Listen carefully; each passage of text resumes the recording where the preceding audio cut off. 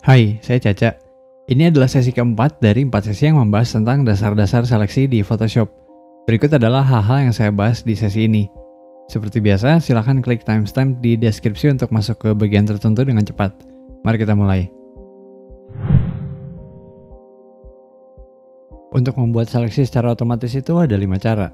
Yang pertama adalah channel based selection, alias seleksi berdasarkan channel warna atau alpha.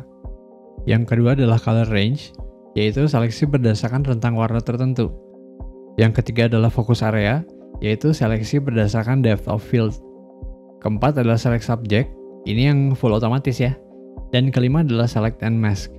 Bisa dibilang select and mask ini yang relatif paling rumit. Saya mulai dulu dari channel.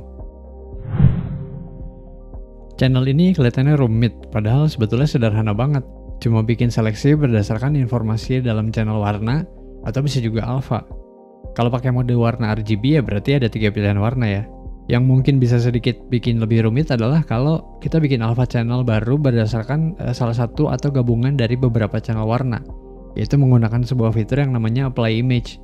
Nah, untuk menggunakan apply image ini bisa dibilang udah tingkat lanjut sih, jadi di sini nggak akan saya bahas. Akan sangat membantu kalau kita udah cukup ngerti ya sama konsep channel di Photoshop.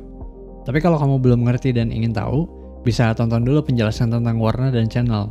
Seperti biasa, linknya ada di card dan di deskripsi. Intinya, semua image yang masuk ke Photoshop itu dipecah jadi channel warna tertentu, sesuai dengan mode warnanya ya, dan tentu yang paling sering adalah RGB. Channel itu kan isinya informasi warna ya, dalam bentuk grayscale. Dan sampai di sini tentu udah paham lah ya konsep alpha atau grayscale atau opacity. Nah, kita bisa memanfaatkan informasi grayscale itu untuk bikin seleksi. Paling gampang dengan tekan dan tahan tombol kontrol di keyboard, lalu klik aja thumbnail channelnya di panel channel. Bisa juga dengan pilih channelnya, lalu klik tombol load channel as selection di bagian bawah panel. Nah, ketika pakai channel ini, kita juga bisa modifikasi dulu sebelum bikin seleksi. Misal channel hijau ini oke, tapi ada bagian yang mau dihapus. Jadi pertama duplicate dulu channelnya. Lalu hasil duplikatnya ini kan disebut alpha channel ya. Barulah alpha channel hasil duplikatnya ini yang dioprek-oprek. Nah, modifikasi alpha channel ini persis kayak modifikasi layer raster biasa aja. Artinya kita bisa pakai brush, bisa bikin seleksi pakai salah satu tool seleksi yang lain, bisa bikin path dengan pen tool, atau bahkan bisa bikin adjustment tertentu. Contohnya kayak curves atau level. Dari sini kelihatan ya prosesnya mirip banget sama mode quick mask. Saya pribadi hampir nggak pernah pakai seleksi dengan channel doang. Biasanya nih ini dipakai kalau mesti seleksi bagian-bagian tertentu yang terlalu kecil dan banyak kalau mesti diseleksi satu-satu. Jadi pertama saya duplicate dulu layernya, lalu oprek deh channelnya. Kalau udah, tinggal load isi channelnya jadi layer mask. Kalau mau bikin seleksi dulu dan disimpan sebagai channel untuk kemudian diedit juga bisa. Dengan salah satu tool seleksi yang aktif, klik kanan aja di canvas dan pilih Save Selection. Dari jendela Save Selection ini bisa dilihat juga ya. Selain nyimpen channel di dokumen yang lagi aktif, bisa juga kita bikin dokumen baru, atau bahkan ke dokumen lain yang sedang terbuka. Tapi untuk ke dokumen lain ini, syaratnya dimensi dokumennya mesti sama persis dengan dokumen yang lagi aktif. Kalau udah ada alpha channel lain, bisa dipilih juga dari drop down menu channel. Nah, ketika milih alpha channel yang lain, kita bisa nentuin juga operasinya. Dan tentu prinsip operasinya ini sama persis dengan yang ada di seleksi ya.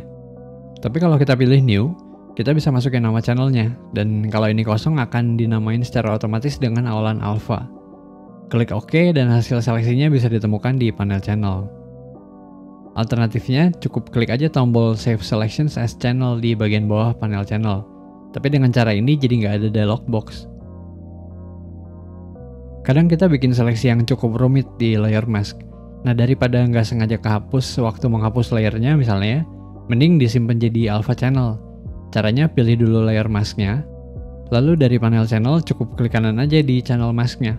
Kelihatan beda kok, karena tulisannya ini italic atau mirroring. Lalu pilih duplicate channel, tentuin namanya dan klik OK.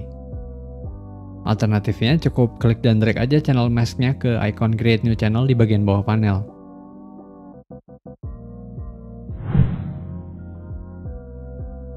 Sekarang adalah tentang color range. Bisa dibilang ini salah satu tool seleksi terkuatnya Photoshop. Cara kerjanya ini bisa dibilang mirip sama Magic Wand, tapi punya lebih banyak kendali tentunya.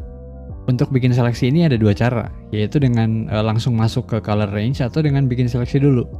Nah, ketika kita bikin seleksi dulu, color range jadinya nggak baca keseluruhan area gambar. Saya akan contohin dulu yang tanpa seleksi. Nah, perintahnya ini bisa diakses dari menu bar select. Secara default, mode select yang di atas ini adalah sampled color. Artinya kita cukup mengambil sampel dengan klik di kanvas. Atau ya bisa juga di jendela seleksi sebelah sini ya. Saat ini pilihan preview seleksi saya adalah grayscale. Jadi yang ditampilkan di kanvas adalah area terseleksi dalam grayscale. Dan tentu mantranya masih sama aja. Putih kelihatan, hitam nggak kelihatan. Setelah kita melakukan sampling, kita bisa menggeser slider fuzziness ini untuk ngatur seberapa luas rentang warna yang boleh masuk ke dalam seleksi. Jadi kurang lebih prinsipnya sama dengan tolerance ya. Nilai minimumnya adalah 0 dan maksimum 200. Kalau nilainya 0 berarti hanya pixel dengan nilai yang sangat mirip dengan sampel aja yang boleh masuk. Lalu di atasnya adalah opsi localized color clusters. Ketika ini dipilih, slider range jadi aktif ya, jadi bisa diakses. Opsi ini berguna kalau kita cuma mau milih warna yang letaknya dekatan dengan titik sampel. Jauh dekatnya ini diatur sama slider range ya, dan bisa dilihat area seleksinya melebar ketika saya perbesar nilai range-nya. Untuk menambah atau mengurangi seleksi, kita bisa menggunakan dua eyedropper yang bertanda positif dan negatif. Prinsipnya sama dengan add to selection sama subtract ya. Saya pribadi lebih suka pakai shortcut ketimbang mesti klik untuk ganti jenis eyedropper. Shortcutnya adalah Shift untuk positif dan Alt untuk negatif. Contohnya di sini saya tekan dan tahan tombol Shift di keyboard lalu klik di area lain dan kelihatan ya seleksinya jadi bertambah. Untuk opsi Detect Faces ini berguna ketika kita memang mau seleksi orang yang ada di foto. Tapi kalau nggak perlu checklist opsi ini. Ketika dirasa udah cukup, klik OK deh untuk mengubah ini jadi seleksi aktif.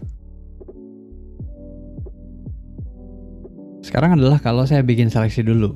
Saya bikin seleksi untuk area rumah ini ya. Lalu masuk lagi ke color range. Kelihatannya dari previewnya cuma ada area yang tadi saya seleksi. Dan sekarang saya tambahkan beberapa area ke dalam seleksi dengan eyedropper positif. Nah, berdasarkan hasil seleksi ini saya bikin layer adjustment hue dan saturation, ganti blending mode jadi color dan ubah deh nilai hue-nya. Sekarang saya mau menjelaskan sedikit lebih detail beberapa bagian lain yang ada di dialog box-nya color range. Dari mode select ini kita bisa milih juga 6 warna dasar yaitu RGB dan CMY. Cuma di mode ini, satu-satunya pengaturan yang bisa dilakukan adalah melakukan invert atau membalik area seleksi. Lalu di bawahnya adalah seleksi berdasarkan rentang tonal. Opsi yang dipilih adalah fuzziness dan range. Tapi khusus untuk midtone, di slider range-nya ini kelihatan ada dua batas, yaitu midtone dengan shadow di sebelah kiri dan midtone dengan highlight di sebelah kanan. Ini berguna ketika misalnya kita mau naikin shadow tapi nggak mau mempengaruhi midtone atau highlight. Jadi cukup tentukan range-nya lalu atur deh fuzziness-nya. Lalu di bawahnya adalah skin tone. Di opsi ini Photoshop milih warna yang menurutnya adalah skin tone umum. Ketika mode ini dipilih, opsi Detect Faces ini mending diaktifin aja supaya akurasi seleksinya jadi lebih tinggi. Di mode ini, kita cuma bisa ngatur slider fuzziness atau melakukan invert. Dan yang terakhir adalah Out of Gamut. Ini sebetulnya untuk pemakaian lanjutan sih. Gunanya ini untuk memunculkan warna yang berpotensi bermasalah ketika gambarnya di print. Karena pasti ada gap antara warna yang kita lihat di layar, yang notabene adalah warna digital ya, dengan kemampuan warna cetak. Untuk tampilan previewnya sendiri di dalam jendela color range ini ada dua pilihan yaitu selection dan image. Kalau selection berarti yang ditampilkan adalah alpha channel seleksinya dan kalau image berarti gambar aslinya. Sementara di bagian selection preview ini ada 5 pilihan untuk menampilkan seleksi di kanvas. None yaitu nggak ada preview, grayscale berarti menunjukkan seleksi dalam alpha channel, black matte itu berarti area yang nggak diseleksi ditampilkan dalam warna hitam. Sementara yang diseleksi ditampilkan dalam warna asli image-nya. Ini nih bagus untuk gambar yang cenderung terang ya. Lalu white matte adalah kebalikannya. Area yang nggak diseleksi ditampilkan dalam warna putih. Yang diseleksi ditampilkan dengan warna aslinya. Jadi opsi ini nih bagus kalau gambarnya cenderung gelap. Dan yang terakhir adalah quick mask. Di sini previewnya berbentuk Robiliet overlay. Oh ya, perintah save dan load dari color range ini bukan untuk nyimpen seleksi ya. Tapi untuk nyimpen nilai pengaturan color range. Jadi berguna ketika kita perlu ngulang penggunaan color range di image lain yang mirip. Selanjutnya adalah focus area. Nah, cara seleksi ini baru muncul di Photoshop CC 2014. Gunanya untuk bikin seleksi berdasarkan depth of field sebuah foto. Karena itulah ketika kita pakainya di foto yang serba tajam, hasilnya nggak akan begitu optimal. Tapi saya pribadi nggak begitu suka karena kayak kagok gitu. Dia ini semi otomatis, tapi hasil seleksinya masih perlu banyak dioprek-oprek lagi. Jadi seolah mending langsung manual aja dari awal. Dan yang saya alami sih performanya jadi di bawah Object Selection Tool ya, yang mana di pengoperasiannya jauh lebih gampang. Untuk membuat seleksi dengan fokus area ini cukup pilih perintahnya dari menu bar Select. Photoshop akan secara otomatis menganalisis fotonya untuk menentukan nilai ini nih, in focus range, yaitu area tajam dalam sebuah gambar. Kalau nilai ini 0, berarti yang diseleksi hanya yang benar-benar tajam aja. Sementara kalau lebih tinggi, maka yang contrast edge-nya rendah ikut terseleksi juga. Oh ya, sebelum lanjut, mode previewnya ini cukup banyak ya. Bisa dipilih dari drop-down view. Marching ends berarti semut gerak-gerak. Dan di bawahnya adalah Ruby Light Overlay. On black dan on white ini sama kayak di color range ya. Sementara kalau on black and white adalah berarti dalam alpha channel. On layers berarti ditampilkan hasil potongannya di layer, dan reveal layer ini menunjukkan fotonya tanpa seleksi. Kalau kamu merasa akan sering pakai fokus area sih, saya saranin shortcut masing-masing tampilan ini dihafalin ya, supaya untuk pindah-pindah nggak perlu pilih manual dari drop down menu ini. Sama kayak di color range, kita bisa melakukan input dengan brush add atau remove untuk secara manual menentukan area mana yang masuk atau dikeluarkan dari seleksi. Di pengaturan advance ini ada slider image noise level. Tapi ini baru kerasa perlu diubah kalau memang gambarnya banyak noise-nya ya. Di luar itu sih biarin jadi auto aja. Lalu di bawah ini adalah opsi soften edge. Ini nih untuk memperhalus pinggiran seleksi. Semacam perintah smooth, tapi nilainya nggak bisa diatur secara manual. Ketika udah selesai, kita punya pilihan hasil seleksinya ini mau dijadiin apa. Dengan pilih salah satu dari drop-down menu output to. Secara default pilihannya adalah selection ya. Kalau layer mask berarti jadi layer mask di layer yang terpilih. New layer ini berarti seleksiannya dibikin jadi layer baru, alias sama dengan perintah layer via copy. New layer with layer mask berarti layernya diduplikat, lalu hasil seleksinya diterapkan sebagai layer mask di duplikat tersebut. New document berarti kayak layer via copy tapi ke dokumen baru. Sementara kalau new document with layer mask berarti layernya diduplikat dan dikasih mask berdasarkan seleksi, lalu dipindahin ke dokumen yang baru. Selain itu ada juga pilihan untuk mendetailkan seleksi dengan pilih select and mask.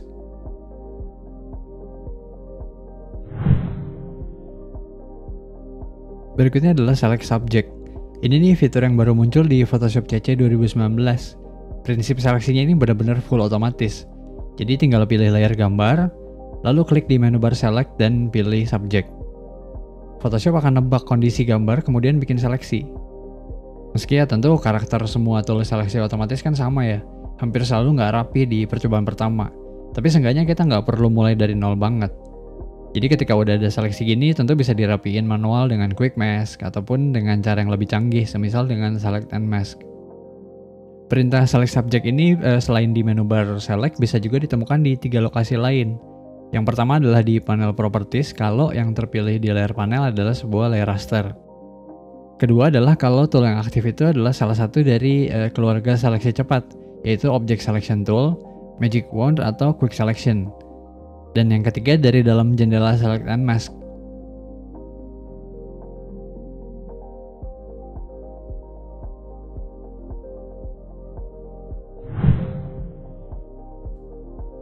Terakhir adalah tentang Select and Mask.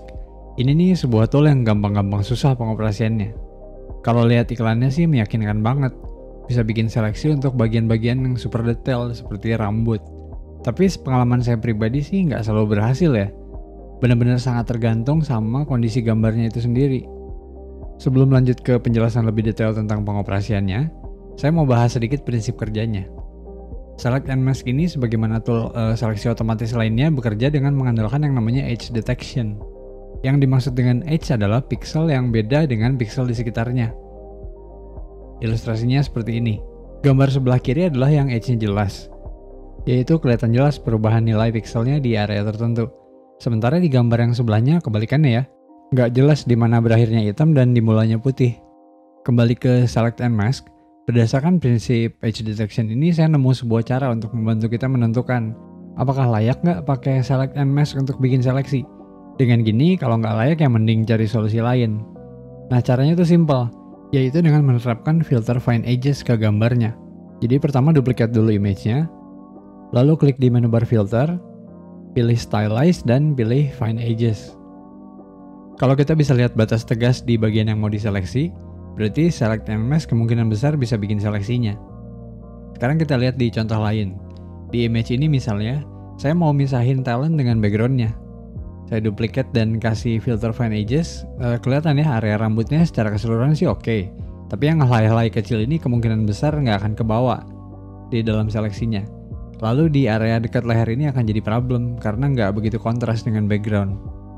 Tapi untuk kasus ini nggak apa-apa lah. Jadi saya memutuskan untuk lanjut ke Select and Mask. Kita bisa masuk ke Select and Mask itu dengan bikin seleksi dulu, atau bisa juga nggak usah. Jadi bikin seleksinya itu langsung di dalam workspace Select and Mask-nya. Nah, karena saya mau detail ke urusan rambut ini, jadi saya bikin seleksi kasar dulu di area rambutnya dengan Quick Mask. Lalu saya bikin Layer Mask. Supaya lebih jelas lagi, saya bikin color fill abu-abu dan tempatkan di bawah layer yang mau diseleksi. Kemudian saya klik kanan layer mask-nya dan pilih Select and Mask. Di bagian kiri adalah tool untuk membuat dan mengedit seleksi. Paling atas adalah Quick Selection Tool untuk bikin seleksi cepat ya tentunya. Di sini ada dua mode. Yang ikonnya positif itu berarti Add to Selection alias nambah area seleksi. Yang negatif adalah Subtract untuk mengurangi seleksi. Dan size-nya ini bisa diganti juga ya untuk menjangkau area-area yang kecil. Contohnya area yang di dekat leher ini. Lalu di bawahnya adalah Refine Edge Tool. Ini yang nanti akan dipakai untuk bikin seleksi rumit. Dan sama juga ada Operations Add dan Subtract, lalu ada pengaturan brush dan sudut brushnya. Lalu di bawahnya adalah Brush Tool. Ini sama aja kayak Brush Tool biasa. Di mode Add berarti jadi menambah area seleksi dan di mode minus jadi sebaliknya.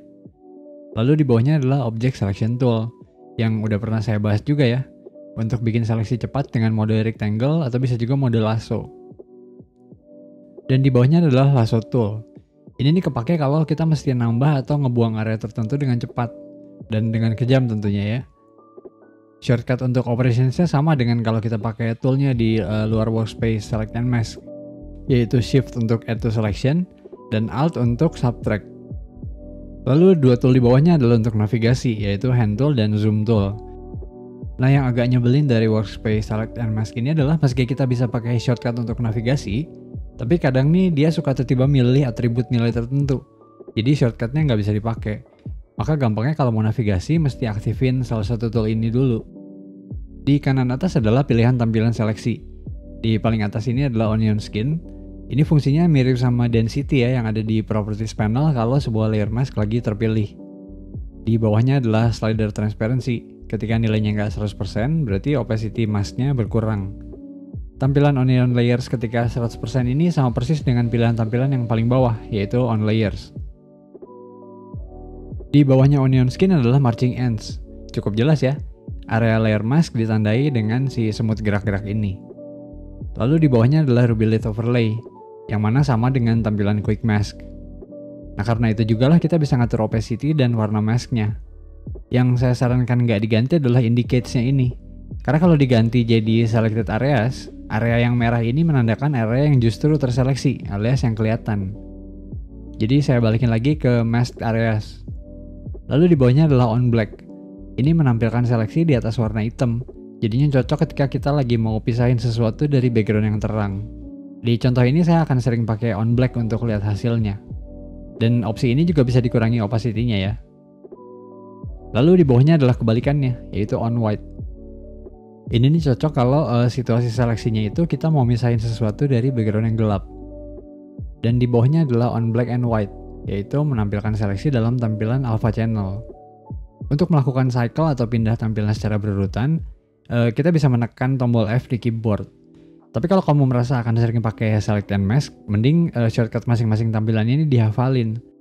Biar kalau mau ganti nggak usah ribet-ribet klik di sini terus.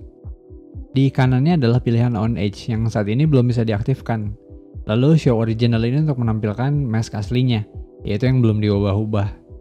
Dan di bawahnya adalah opsi untuk mengaktifkan high quality preview. Nah, kalau komputer kamu nggak cukup mumpuni, mending ini nggak usah diaktifin, karena bisa bikin lambat preview hasil perubahannya. Nah, di select and mask itu, supaya hasilnya optimal, kita mesti bikin seleksi yang lebih detail. Saat ini nih masih terlalu kasar. Jadi saya akan perkecil area seleksinya dengan lasso tool, lalu akan mulai mendetailkan seleksi dengan menggunakan tool andalannya select and mask, yaitu refine edge. Dengan ukuran brush yang agak besar, saya brush area-area di luar talent. Kelihatan ya, terhapus tapi nggak secara rata. Ada proses yang dilakukan lagi oleh Photoshop. Oh ya, saya ngeh juga bahwa posisi kursor ini ngaruh ternyata. Jadi kelihatan ya, saya memposisikan kursor itu sebisa mungkin nggak mengenai talent. Proses refining ini nih penuh try and error. Jadi kalau ada bagian yang kita pengen malah kehapus, undo aja dan ulangi lagi. Atau bisa juga pakai ukuran brush yang lebih kecil. Saya lanjutkan mendetailkan sedikit lagi, yes. Sekarang mari kita lihat seperti apa tampilannya kalau di atas layer hitam. Jadi saya tekan tombol A di keyboard untuk masuk ke tampilan on black. Dan inilah ya gunanya on black. Karena backgroundnya gambar ini terang, di tampilan yang sebelumnya yaitu onion, detail-detail kecil ini nggak begitu kelihatan. Tapi pas ketemu hitam jadi lebih jelas mana yang masih tersisa. Dengan gini saya jadi bisa hapus bagian-bagian kecil tersebut. Sebelum lanjut ke proses berikutnya, saya akan balikin beberapa area talent yang kehapus dengan lasso tool. Tapi ingat aja ya, fokusnya itu ke rambut. Jadi kalau ada bagian badan atau baju yang kehapus, abaikan dulu aja. Karena ketika nanti masknya udah jadi, akan jauh lebih gampang balikin area badan atau baju daripada rambut.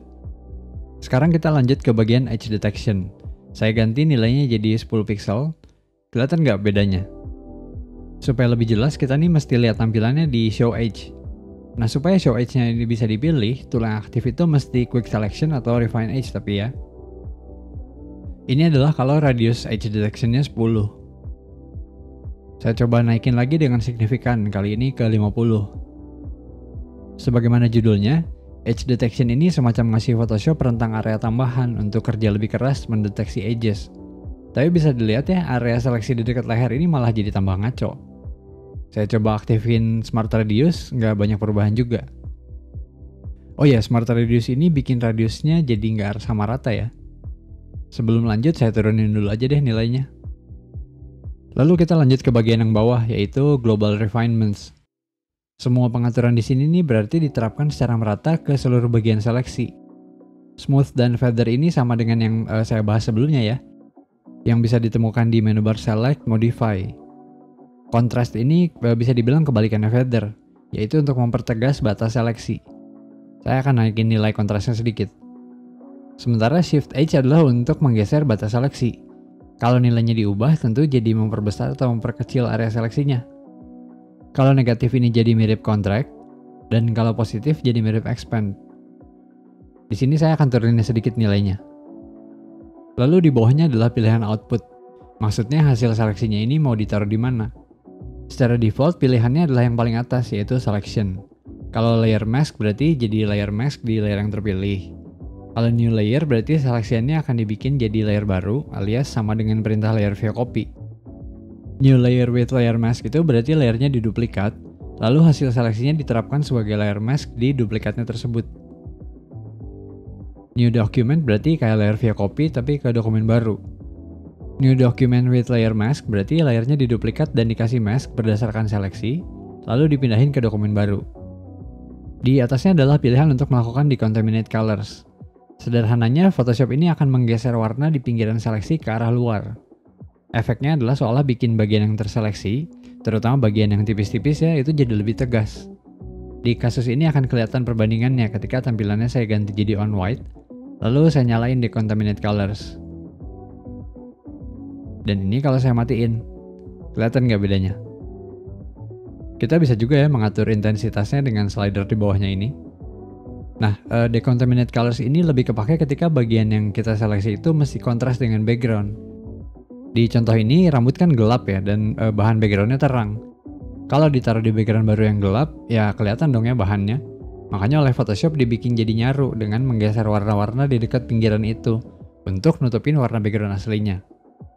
Ketika decontaminate colors ini aktif, pilihan outputnya pun jadi berkurang. Cuma bisa ke opsi output yang mengharuskan kita bikin layer baru. Nanti kita akan lihat alasannya. Di bawah ini adalah opsi Remember Setting. Kalau ini di checklist, ketika nanti kita masuk lagi ke Select and Mask, settingnya akan seperti ini lagi persis. Jadi berguna ketika kita mesti ngedit gambar yang mirip berulang-ulang. Kali ini pilihan outputnya saya pilih New Layer with Layer Mask, lalu saya klik OK. Lumayan juga ya hasilnya. Nah, untuk lihat hasil Decontaminate Colors, saya matiin layer masknya. Inilah yang diperbuat oleh Photoshop supaya bagian yang terseleksi ini jadi lebih meyakinkan. Dan karena ini juga lah opsi outputnya hanya bisa jadi layer baru. Karena kasarnya bahannya ini dirusak. Dari sini tinggal lanjutin deh proses editingnya. Di sini saya rapiin dikit masknya, lalu saya munculin bagian badan dari layer yang di bawahnya. Karena dari layer yang udah dioprek-oprek pakai Select and Mask tadi itu kan yang diambil cuma bagian rambutnya aja. Saya ubah dimensinya, lalu saya kasih background lain, dan toning sedikit warnanya.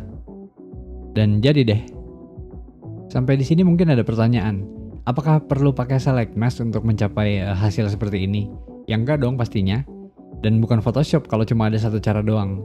Cuma semoga setelah lihat penjelasan ini, ekspektasi kamu terhadap Select and Mask jadi nggak setinggi sebelumnya.